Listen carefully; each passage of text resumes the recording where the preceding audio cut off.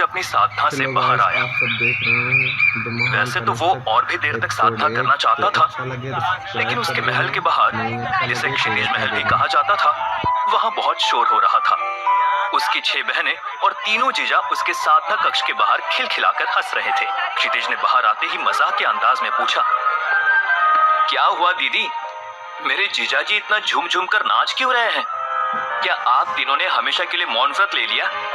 युगंधर, जो सबसे बड़ा जीजा था, डरते हुए बोला, अरे साले साहब, हमारे इतने अच्छे भाग्य कहां कि हमें ऐसी शांति मिले। सरोजा ने आंखें चौड़ी करते हुए पूछा, क्या कहा आपने? युगंधर घबराते हुए बोला, कुछ नहीं महारानी। क्षितिज ने हैरान होकर पूछा, लेकिन कोई तो बताए, मेरे महल के सामने इतना शोर क्यों हो रहा है? सरोजा ने कहा, जल्द ही इस महल में शहनाई बजेगी। मतलब मीनाक्षी दीदी की सगाई पक्की हो गई?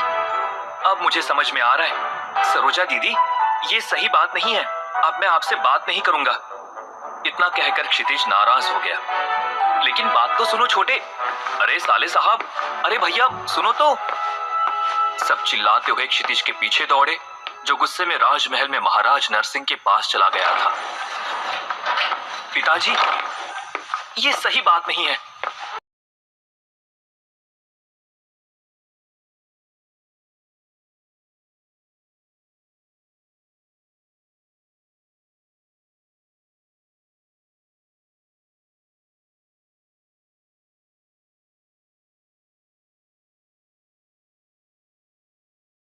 बिना बताए सगाई पक्की कर दी और राज्य का राजकुमार होते हुए भी मुझे कुछ नहीं पता। ये तो अन्याय है।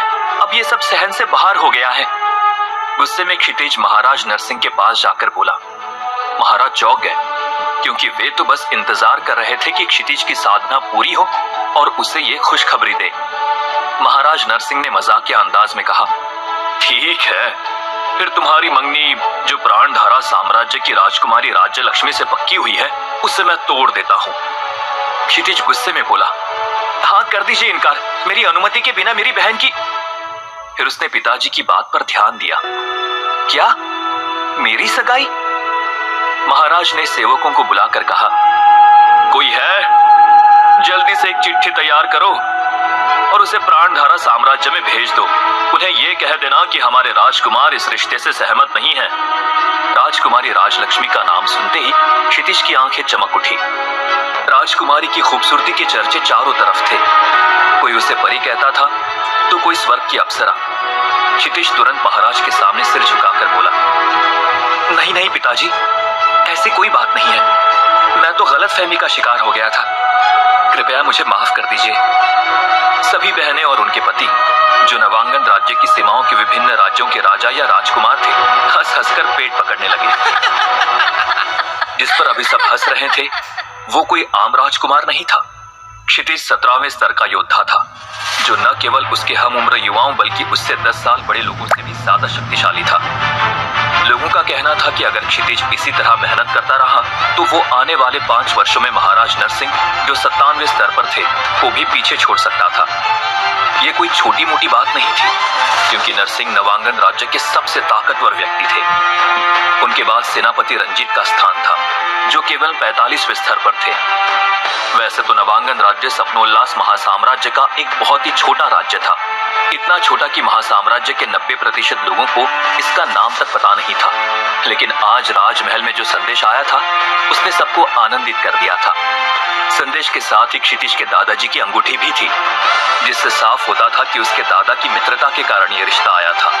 खुशी के इस माहौल में हंसी मजाक चल ही रहा था कि अचानक धड़ाम की जोरदार आवाज आई। ये आवाज इतनी भीषण थी कि महल के सभी लोगों के कान फटने लगे। पूरा महल इस गूंज से कांप उठा। महल में जो भी मौजूद थे, उनके कानों से खून निकल आया। सभी दौड़कर महल की खिड़की की ओर भागे और वहां जो उन्होंने देखा, उस पर विश्वास करना मुश्किल था।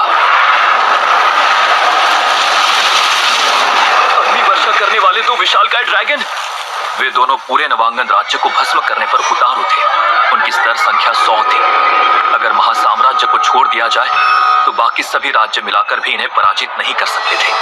कोई कुछ समझ पाता, तभी एक और धमाके के साथ राज्य के शस्त्रागार की इमारत आग की लपटों के हवाले होती।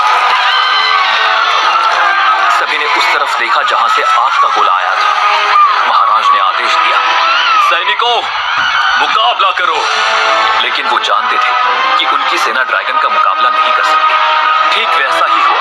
सैनिकों ने तुरंत तोप के गोले ड्रैगन की तरफ दागने शुरू किए, लेकिन ड्रैगन इतनी तेजी से उड़ रहा था कि वो गोले पहुंचने से पहले ही आंखों से ओझल हो गया। तभी सामने से एक दूसरा ड्रैगन आता सभी को दिखाई दिया। वो सीधा महल की तरफ आ रहा था।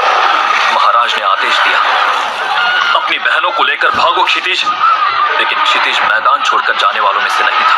उसने सामने रखा भाला उठाया और ड्रैगन की तरफ फेंक दिया। फुर्ती से ड्रैगन हटा, लेकिन उसने तुरंत अपने मुंह से एक आग का गोला निकाला जो महल की तरफ पिछले हिस्से पर लगा।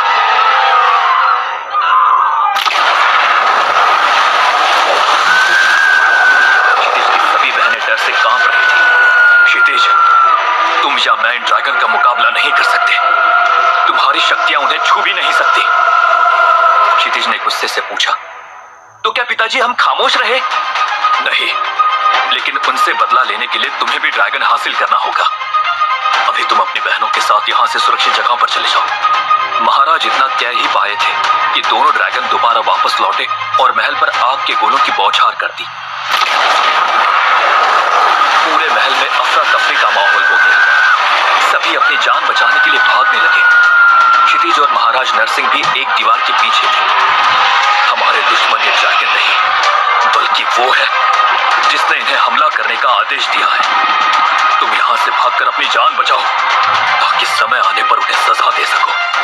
इतना कहते ही महाराज ने क्षितिज को एक ओर भागने का इशारा किया। क्षितिज ने असहमति से अपने पिता की आंखों में देखा। नहीं पिताजी, मैं आपको यहां छोड़कर नहीं जाऊंगा। क्षितिज, स्थिति को समझो।